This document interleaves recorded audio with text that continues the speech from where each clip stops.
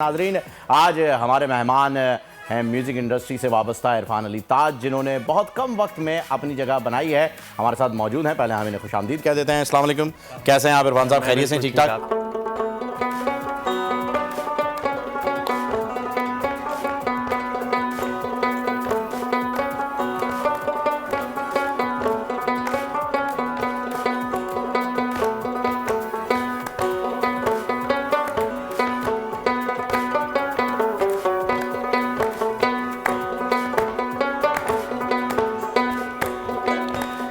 आशिकी अंगार की बिराई, माशुक गुल संबार की बिराई, हसीन पर चमदार की बिराई, इश्क से पुलुई बेचुरे हमेशतान बुरुई बेचुरे हर दिबी रुलुई बेचुरे जले मोरा मन मोरे सजन रास्ता ना कोई मैं हुई बिरहन हाय ये मजबूरी कैसी है दूरी दास्तां ये कैसी रह गई अधूरी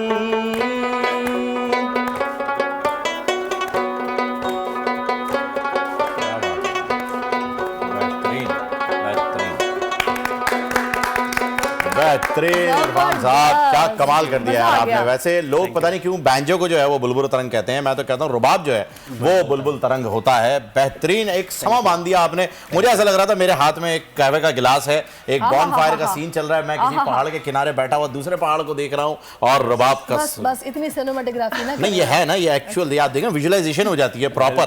और फिर इरफान साहब की आवाज में क्या आपने फ्यूजन किया है यार, मतलब चित्राली से क्या, ये कौन सी जबान आपने इस्तेमाल की थी? हाँ, ये ख्वार ज़बान है। ख्वार, हाँ, ख्वार से जो है वो आपने उर्दू के अंदर जो इसको ट्रांसलेट किया है ना, ये जो एक ट्रांजिशन थी, सो ब्यूटीफुल। एक शहर है इसका ना जिसमें इंसान मुब्तला हो जाता है। अच्छा, वैसे आपको ये शौक कैसे पैदा हुआ और मतलब क्या सोचा हुआ था कि मैंने गाना ही गाना है?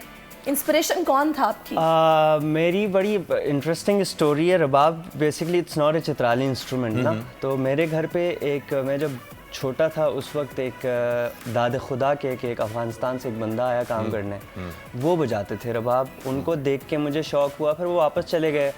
फिर किसी तरह प्रोक्योर किया रबाब और ख़ुद से I taught myself how to play rabab. वहाँ से मतलब एक जर्नी स्टार्ट हुई थी। Then I came to Karachi. यहाँ पे पढ़ाई ख़त्म करने के बाद ये आपके हमसाए जो CBM वाले हैं, हाँ, यहाँ आया मैं। फिर मैंने 2016 में मैंने म्यूज़िक बजाना शुरू किया। This was the first song I released and Urdu parts इसके जो हैं वो जोई विकाजी ने गाए थे। अच्छा। तो यहाँ से फिर जर्नी स्टार्ट हुई। बेहतरीन। अच्छा, अब मुझे ये बताएं कि अभी हमने रिपोर्ट में भी देखा है कि लोग ज़्यादातर तरजीह देते हैं गिटार को, ठीक है ना। गिटार के और रबाब के नोट्स कितने डिफरेंट हैं? एक तो ये बताइएगा, जिनका म्यूज़िक से ताल्लुक़ है उनके लिए एक इजी हो जाएगा, क्योंकि आपने गिटार भी जो है वो प्ले किया हुआ है और रबाब भी जो है आपके पास है। नोट्स कितने डिफरेंट है ये भी बताइएगा। साथ साथ ये भी बताइएगा कि दोनों में से कौन से इंस्ट्रूमेंट को प्ले करना ज़्यादा मुश्किल होता है। बेसिकली नोट्स तो किसी भी आप आज के दौर में देखते हैं तो सारे इंस्ट्रूमेंट जो भी बज रहे हैं वो 12 नोट्स जो स्टैंडर्ड नोट्स हैं उन्हीं पे ही होते हैं। सारे नोट्स का डिफरेंस नहीं होता, टोनैलिटी का डिफरेंस आता है। तो रबाब जो है ऑब्वियसली उसमें स्किन लगा होता है एंड नायलॉन स्ट्रिंग्स हैं and then we have resonating strings. तो इसकी एक तो स्ट्रक्चरली इसका डिफरेंस है, दूसरा इसका टोन का डिफरेंस है।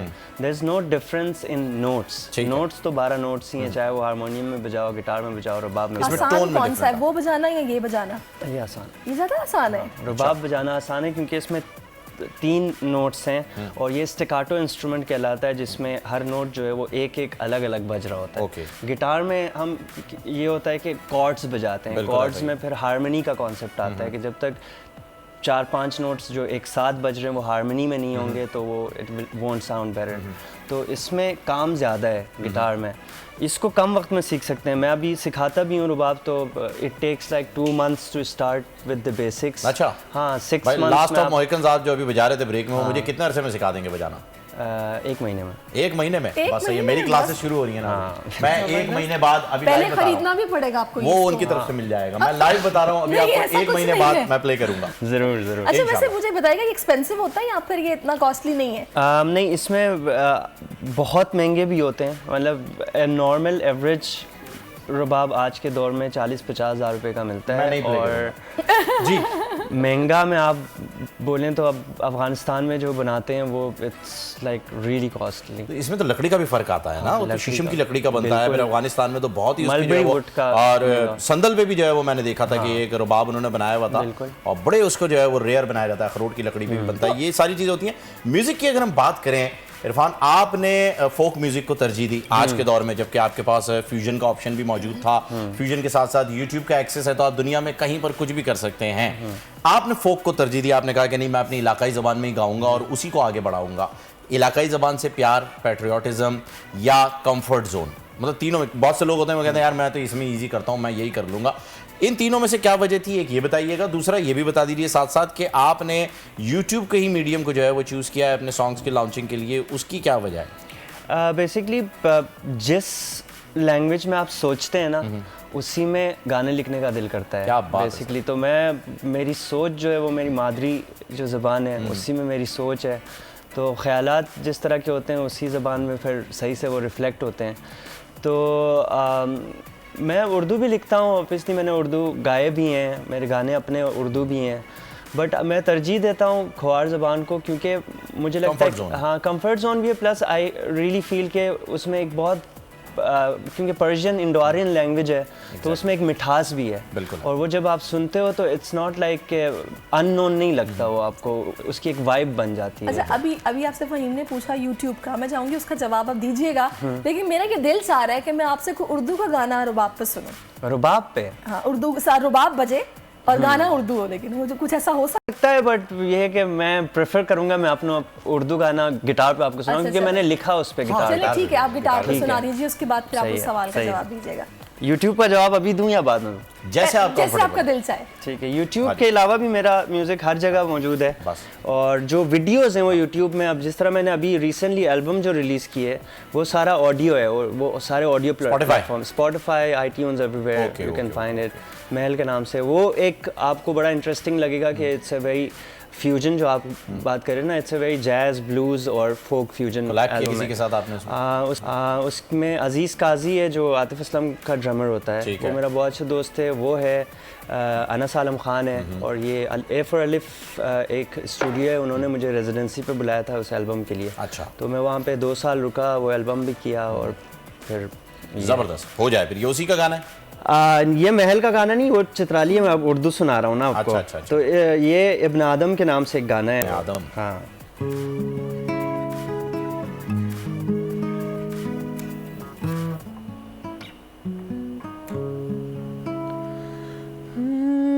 इब्न आदम हूँ मैं, गलतियों का पुतला क्या करूँ। इब्ने आदम हूँ मैं, गलतियों का पुतला क्या करूँ। तुम खुदा हो, रहनुमा हो इस ज़मीं में आसमां में, मेरे जिस्म मेरी जान में मेरी रूह में बसे हो। तुझ में सब है, सब में तू है, फिर भी हो रही खता है, मुझको माफ करो।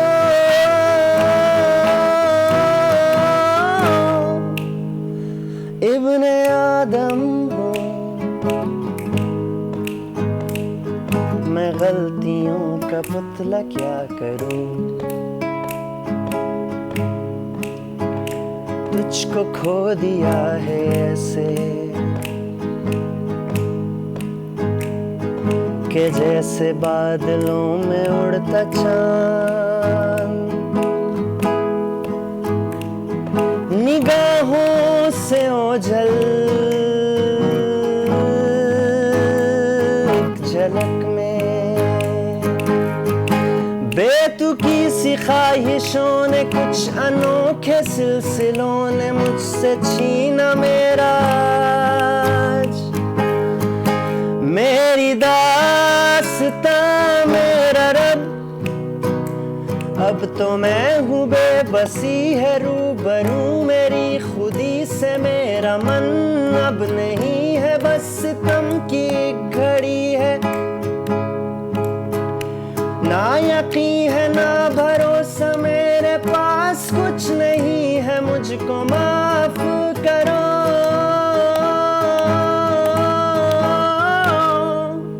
आपकी बारी है। इब्ने आदम हूँ, इब्ने आदम हूँ, इब्ने आदम हूँ, मुझको माफ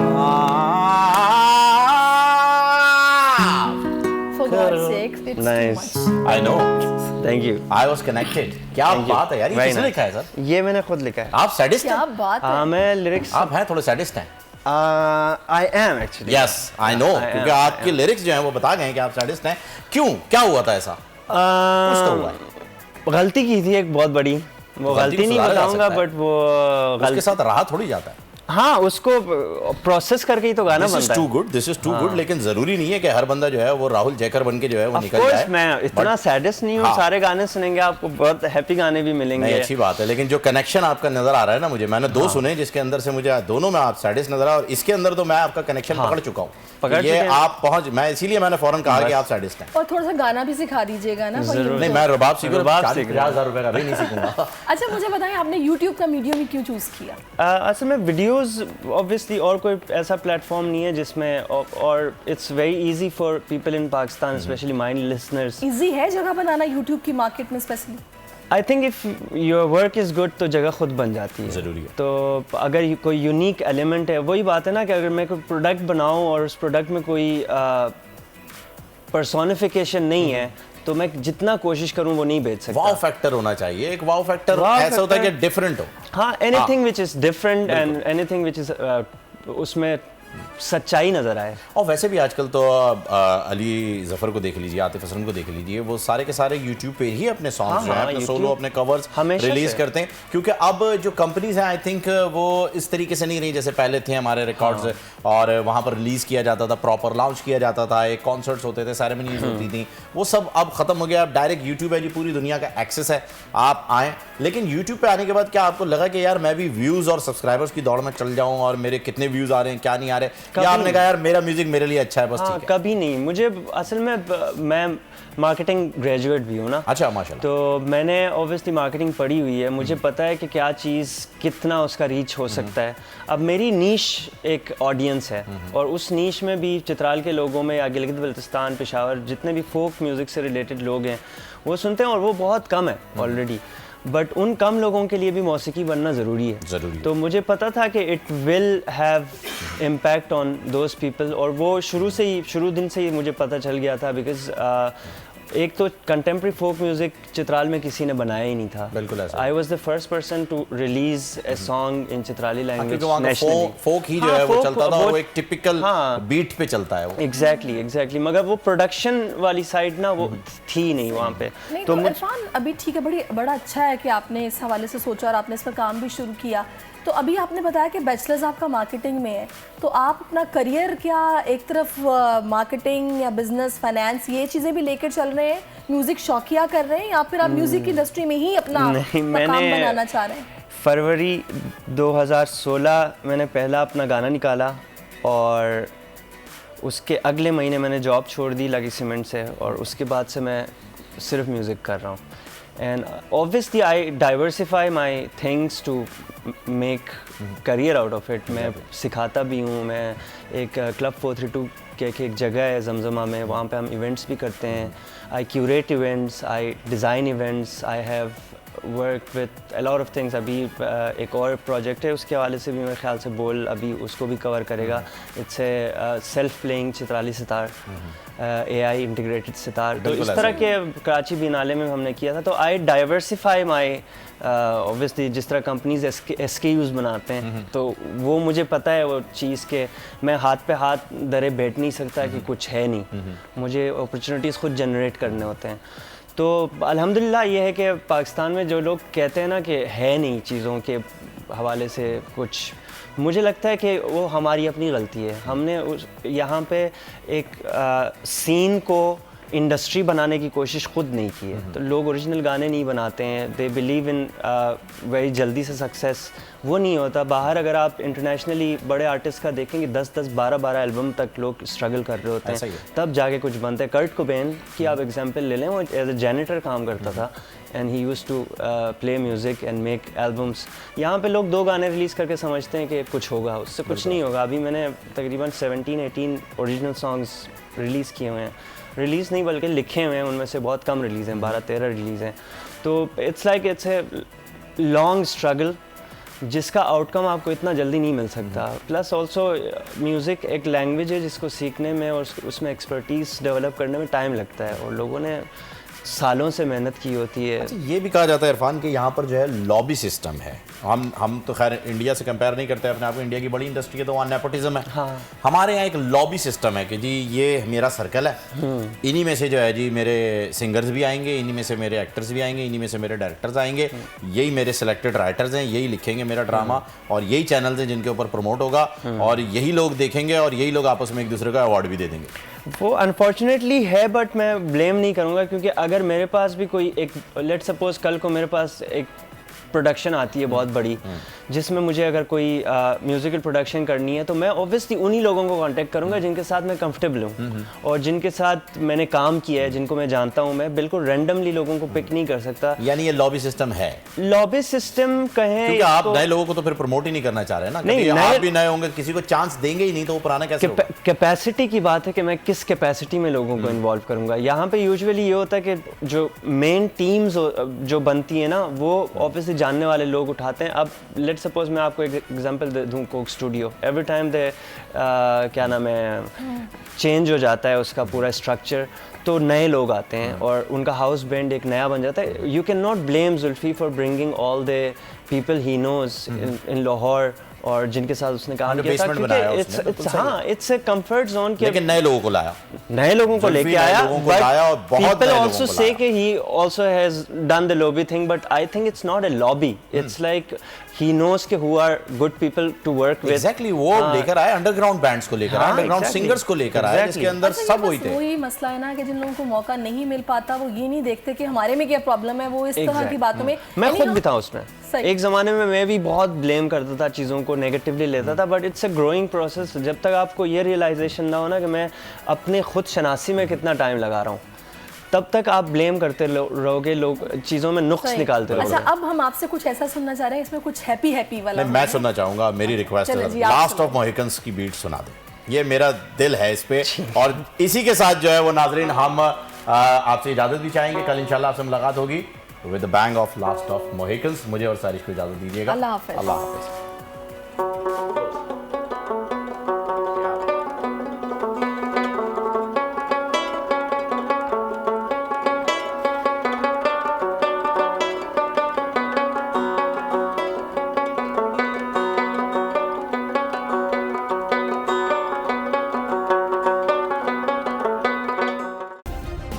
सब्सक्राइब करें और बेल दबाएं ताकि कोई खबर रह न जाए।